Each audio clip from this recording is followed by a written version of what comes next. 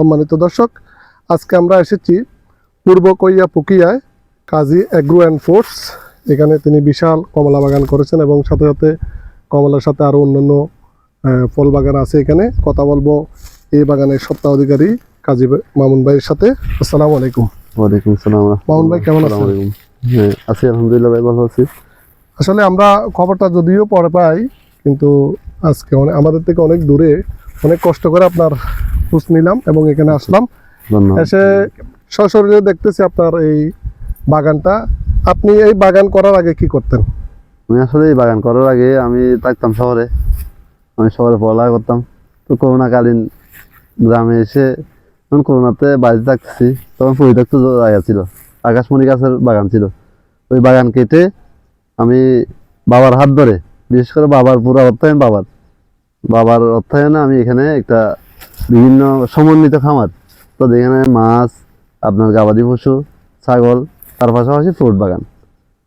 আচ্ছা, আপনি এই বাগানটা শুরু করছেন কয় বছর হয় এখন? আমি 2020-এর এপ্রিলে শুরু করছি এই বাগান। 2020 এপ্রিলে প্রায় 4 বছর রানিং চলতেছে এই বাগানে। তো আপনি প্রথমে কি দিয়ে শুরু করছিলেন? আমি প্রথমে বাগান বিভিন্ন আম, মালটা, কমলা, পেয়ারা। মালটাতে আপনার কি অবস্থা? মালটা তেমন সুবিধাজনক না। মালটা হয়তো আমার এবছর লাস্ট। এবছর যদি সফল না হয় তাহলে মালটা কেটে ফেলবো। আপনার এখানে মালটাও আছে? হ্যাঁ, মালটাও আছে। মালটাতে আপনি সফল হন নাই? আমরা অনেক বাগানে গেছি, তাদেরও একই কথা, মালটাতে কেউ এই পর্যন্ত সফল হতে পারে নাই। তার পরবর্তীতে আপনি আসলেন কি দার্জিলিং কমলা? দার্জিলিং কমলা অবশ্যই সাথে লাগাইছি, কিন্তু দার্জিলিং কমলাতে একটা ধৈর্য আছে। তা অর্থাৎ প্রথম বছর, দ্বিতীয় বছর এগুলো টক থাকবে, তারপর আস্তে আস্তে আপনার 3-4 বছর অতিক্রম করবে, ভালো একটা মিষ্টি চলে আসবে। যারা হয়তো অনেকে জানে না যে এটা প্রথমে টক থাকে, তার কারণে রাগ করে গাছ কেটে ফেলে।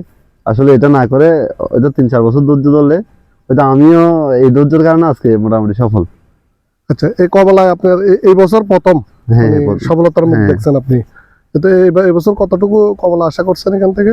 আমি প্রায় আপনার এই বাগান থেকে 4 টন 260 কেজি, 4 টন 260 কেজি কমলা বিক্রি করছি এই পর্যন্ত। আমরা তো একদম লাস্টের দিকে আসলাম। যাই হোক, কমলা প্রথম দিকের গুলো তো আরো বড় সাইজ ছিল এবং মিষ্টি ছিল। তো এখন আপনি এই কমলার সাথে সাথে আর কি কি বাগান রাখছেন এখানে? এখানে মূলত আমার আম গাছ আছে প্রায় 1000, আপনার পেয়ারা গাছ আছে, তারপর মালটা গাছ আছে, এগুলো আর কি। বিলুপ্ত প্রজাতির দেশি যে আমরা এখন দেশি যে ফলগুলো দেশি বড়ইটা বিলুপ্ত হয়ে গেছে, কিন্তু আমার কাছে দেশি বড়ই আছে প্রায় 100। এখানে প্রায় 1 টনের উপরে বড়ই হবে।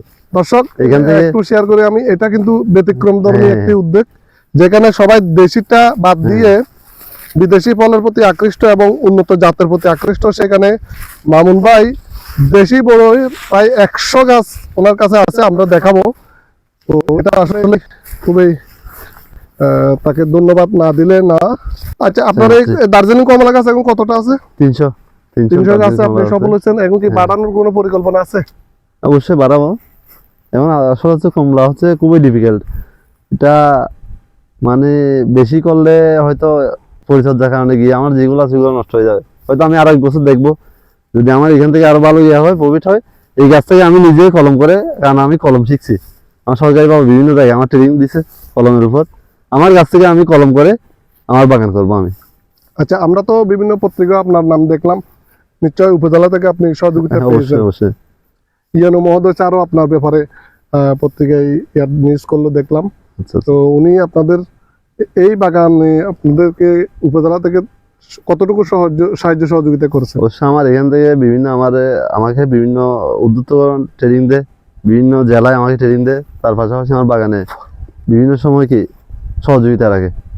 যেমন আমার এখানে প্রজেক্ট দিছে, NFC প্রজেক্ট একটা গদ দিছে, ওই দুইটা কাজ চলমান। আরো বিভিন্ন ঢোকার সময় এটা আরো কাজ আসতেছে। অবশ্যই এতদিন তো হয়তো অনেক নজর আসে না, এখন আলহামদুলিল্লাহ এখন সবাই গিয়া করতেছে। আসলে একজন উদ্যোক্তার পিছনে সরকারিভাবে যদি সহযোগিতাটা আসে, তাহলে তার মনোবলটা আরো বেড়ে যায় এবং কাজ করার। এখানে এটা আমার মাছের। আর আপনার পাশাপাশি এটা কি মাছের প্রজেক্ট? প্রজেক্ট। এখানে কি কি মাছ আছে? আমরা রুই, কাতলা, এইগুলো আর কি, দেশি এইগুলো আর কি। বড় সাইজের আছে মাছ? বড় সাইজ আছে, এখানে প্রায় 2 কেজি, 2.5 কেজি, 3 কেজি মতো মাছ আছে 3 কেজি পর্যন্ত আছে না? অলরেডি। আর 2-4-5 দিন পরে এখানে জাল দিব এই মানে পুকুরে। আপনি সমন্বিত একটা প্রকল্প রাখছেন আর কি, এখানে সব গবাদি পশু আছে? গবাদি পশু আছে, ছাগল আছে, বেড়া আছে। বেড়া কিন্তু পরিস্থিতিতে অনেক জায়গায় নেই, আমার কাছে আছে বেড়া। কতটা বেড়া আছে আপনার কাছে? আমার কাছে প্রায় 10টার মতো এখন আছে বেড়া। আমরা বিক্রি করে ফেলি, বাচ্চা বিক্রি করে ফেলি। বাচ্চা হয়তো 3-4 মাস রেখে রেখে বাচ্চা বিক্রি করে ফেলি। সেজন্য এগুলোর দাম কিরকম বেড়ার? বেড়ার তো এখন ভালো চাহিদা আছে। ছাগলের চাহিদা, আমাদের বেড়ার দাম বেশি। আবার ভেড়াতে একটা জিনিস জানতে চাই আপনার কাছে, ভেড়াতে নাকি রোগও কম? ওরকম ছাগলের রোগ হয় অনেক বেশি। অনেক ভালো বেড়া। বেড়া। আর মাংস অনেক সুস্বাদু, মাংস সুস্বাদু। মাংস সুস্বাদু। তো বিভিন্ন ইয়ারা ওই যে পাইকাররা এখানে এসে নিয়ে যায়। আর এখান থেকে নিয়ে যায়। আমার মাল আমি কোনো বাজার নিই না, আমার এখান থেকে সব মাল, আপনার গবাদি পশু হতে, ছাগল হতে, মাছ হতে, যত কিছু হয় সবগুলো এখান থেকে পাইকারি নিয়ে যায়। কিন্তু আপনার এখানে আসার যে সমস্যাটা সেটা হলো যাতায়াত ব্যবস্থা। যাতায়াত ব্যবস্থা, হ্যাঁ। এটা কি উপজেলা থেকে বা এরকম কোনো আশ্বাস দিচ্ছেন যে ওনারা এই রাস্তা? না, আমাদের বুসপুরের চেয়ারম্যানের আশ্বাস দিছে, এখন কাজ কতটুকু হয় এটা হচ্ছে আশাবাদী।